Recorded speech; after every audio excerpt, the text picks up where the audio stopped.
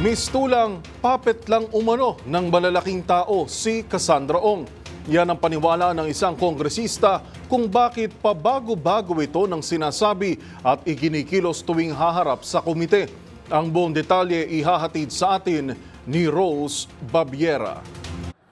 Malakas ang paniniwala ni Batangas 2nd District Representative Congresswoman Jervy Luistro na may malaking tao na nagdidikta at nagmamanipulate kay Cassandra Ong kaya pabago-bago ito ng testimonya sa Kongreso. Bukod sa testimonya, pabago-bago rin aniya ang attitude ni Ong. Sa simula ay takot na takot itong humarap sa komite at maya-maya, sa tinatawag ng kongresista na sudden shift, ay bigla na lang itong naging confident. Bagay na kahina-hinala raw para kay Congresswoman Luistro.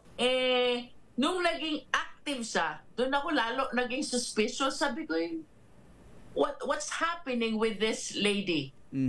Galing sa pagiging takot, ayaw magbigay ng kahit na anong information, and then in a split of the seconds, biglang nagsasalita. I think somebody's really dictating him. Somebody's giving him the green signal when to speak and when not to speak.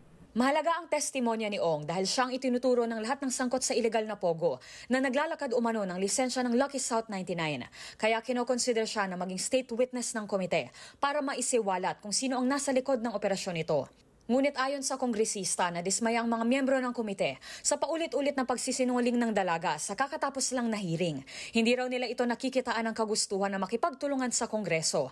Kaya napipintong ibalik na naman ang usapin ng Women's Correctional Center. Bagay na kinatatakutan daw ni Ong, sabi ng kongresista. Dahil ayon sa obserbasyon ni Kong Luistro, lagi raw may dahilan si Ong kapag nababanggit ito. Una, ang pagbawi niya sa waiver na dapat magbibigay pahintulot sa Kongreso na makita ang kanyang mga bank statements. At ikalawa ay ang pagbabanga ng blood sugar nito na nagdulot ng pagkaantala ng pagdinig. Inaasahan naman na bumuti na ang lagay ni Ong at maituloy na ang hearing sa susunod na linggo. Para sa MBC TV Network News, ito si Rose Babiera. Una sa Pilipinas, una sa Pilipino.